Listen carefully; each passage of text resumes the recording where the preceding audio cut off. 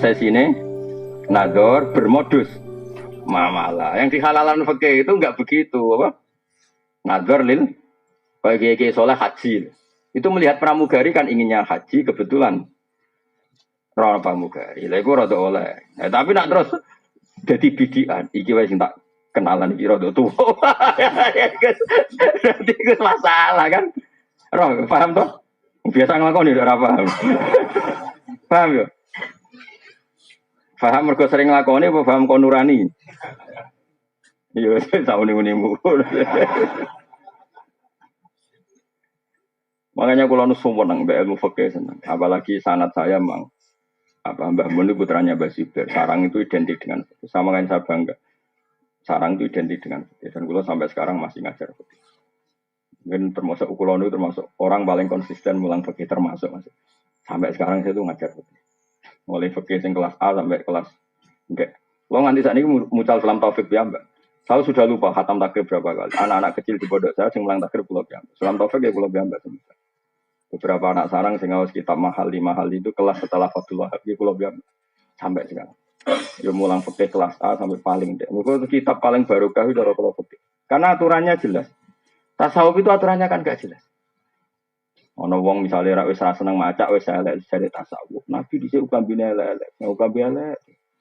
Nanti ra ono wong ngemis jaluk dene, mergo padha fikire. Jebule bareng diteliti ibu-ibu melarat ben ono wong jaluk. Nah, jebule tasawuf campur medhit napa? Tasawuf ono bakul sayur liwat mau tuku kangkung tok. Jare tasawuf ngirit, jare bakule musibah ketemu kaya kowe. Cara bakul kan ada ketemu wong boros, transaksinya banyak. Jadi nak cara fikih kan gak. Iki bakule upen laris kita wong saleh tukoni wis sing akeh. Anak yo makmur pembantu makmur. Bakule yo sen. Tapi kowe dhewe nak tasawuf kowe dhewe mangane sithik. Jadi transaksine akeh kene omah mangane sithik. Wah iku pangeran ngapresiasi tenan. Cah cilik ben mangan wareg, cah cilik orang kena khitab. Bojomu ben mangan wareg mergo nak guru ya sini-sini mertua. Aku dhewe mangan sithik. Oh iku pangeran respect. Medhit ora mergo belanjane akeh. Rakus ora mangane sithik. Wah iku jos. Tapi sing ngono iku tak pikir gak ngarono. Rai-rai ngene iki serak kuat makone. Oh kae agar belanja entuk akeh malah ngamuk bojone. Nanti mau jeroan. Wis dipangan anak ambluk. Ternyata belanja gede gue mikir awake dhewe. Iku serabakat wali, iku serabakat wali. Oh, iku serabakat wali. Tapi ya sampai zaman akhir pokoke mukmin sampai. Cuma kalau pesan guys, saya itu setuju pendapat Imam Syafi'i. Tetap kaulus sahabi laisa bil hujjah. Dan dawuhnya sahabat itu tidak hujjah yang mengikat. Maksudnya bukan hujjah itu begini. Sahabat itu banyak dan punya karakter macam-macam. Dan kebaikan semuanya kebaikan. Semua sahabat baik. Justru itu tidak perlu kamu mengadili dawe satu sahabat. Misalnya kue pro Abu Dzar, kemudian nanti kamu beda dengan Utsman. Masyhur kan khilafnya Abu Utsman dan Abu Dzar masyhur. Dua sahabat besar ini beda sama sekali. Sing Utsman kaya raya dan suka mengumpulkan harta, tapi karena dia orang soleh semuanya diorientasikan untuk kebaikan. Kita tahu perang Tabuk itu yang dipuji Nabi Sundul Langit Sayyidina Utsman karena penyumbang terbanyak. Zaman itu Utsman wis nyumbang 1000 dinar.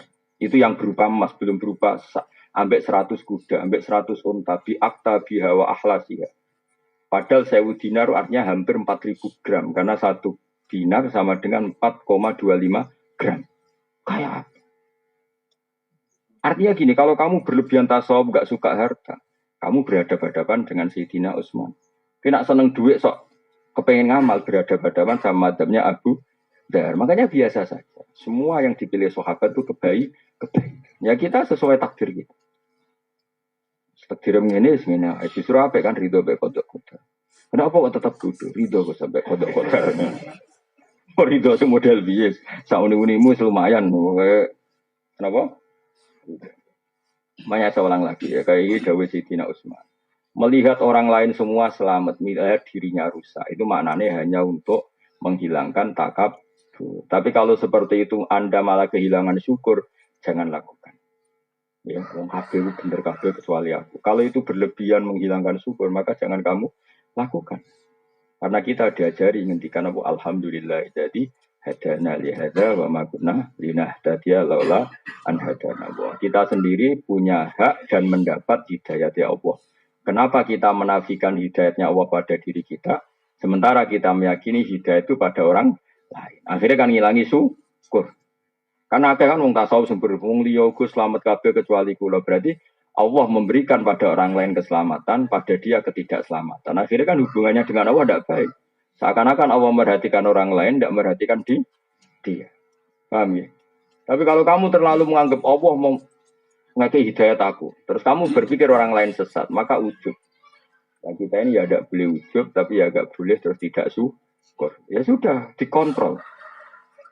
Manis, ya surep alami ini sebenar. Ya kowe ini sebenar. Kan malah dimaklumi mbek pangeran. Mergo alasannya apa? Kenapa? Kowe kok milih madzhab ngono tuh? Tidak tahu. Malah penak. Wong ra ro gak kena khitab ngono. Jadi bang milih madzhab malah salah. Pengamat-pengamat itu ora tau ngaji ora apa ngomong hukum Islam powe dene ra karuan. Tapi ya Senin mbek Selasa beda, Selasa mbek Rebo beda. Wong tanpa referensi dadi sak uni-unine napa? Wadang pidato. Wah, zaman akhir kiai ra sugih ra dihormati wong. Makanya penting sugih. Mana ada dalam ajaran Islam target dihormati wong? Ono target ning Islammu supaya dihormati. Enggak ada kan? Gua omongan ngelantur. Besok enak ngomong. Wes puen ada tuh melarat bebas hisap. Memangnya wong melarat itu ora di duit tok, kadang ora di duit tapi ngrasani terus. Waduh wae bek napa hisap. Memang samu hisap mau perkara donya tok, perkara hasil dadi hisap, perkara gremeng ya di hisap. Nek ora tau ngaji dadi nek ngomong sak uni-uni. Tapi kalau kita tahu ngaji kan gitu, wong sugih dihisap dunyane. Wong melarat dihisap cangkeme, kadang men ngrasani. Iya kan? Wong alim kadang dihisap pomake, kadang-kadang berlebihan harap-harap ning umate. Wong bodoh dihisap ra rohae gurune. Kuwabe kena hisap. Sing ora kena hisap ya panitia kiamat niku saman yo. Wali-wali niku mboten kena hisap. Mergo kon dadi seksi. Seksi kan gak kena audit hakim. Jadi wali-wali ulama-ulama ora pati kena hisap. Mergo kon dadi seksi. Seksi ku kena hisap to. Gak dadi diceluk. Diceluk. Bener iki tau ngaji kowe nasa ilfat. Nggih Gusti. Paham? Katose boten. Katose boten. Lah paham kok ngaji terus. Hebat berarti. Yo hebat ora. Wong ora paham kok ngaji. Hebat. Terus ana kok. Lha kok ngaji kowe nggih kawan. Paham nggih katose Pak. Yo hebat. Dadi akhirnya hebat kabeh. Akhire ikhlas lho syaratnya. Engko insyaallah hebat kabeh. Jadi ada orang-orang yang jadi nanti orang-orang alim itu baik pangeran kalau dia ikhlas semua dosanya dimaafkan terus ganjaran itu sudah selesai. Terus nggak akan jadi seksi. Nah, pas mulai jadi seksi ini dia sudah terbebas. Mulanya para nabi itu tidak kena hisab karena nabi itu jadi saksi. Di mana-mana saksi itu tidak kena audit. Misalnya di pengadilan, saksi itu kan nggak mungkin jadi tersangka. Tapi jangan saksi yang dalam bahasa KPK enggak. Memang benar-benar saksi. Makanya bahasa saksi di KPK itu kalau beda dengan bahasa saksi dalam agama. Saya ulang lagi ya. Awas loh benar terjebak dalam bahasa hukum positif. Saksi kalau dalam bahasa KPK itu kan gini, misalnya Fauzi korupsi, Mustafa teman dekatnya. Yang terbukti korupsi Fauzi kena OTT, maka Mustafa dipanggil sebagai saksi. Maka potensinya nanti menjadi tersangka, kan mergo kecipratan. Ya kan?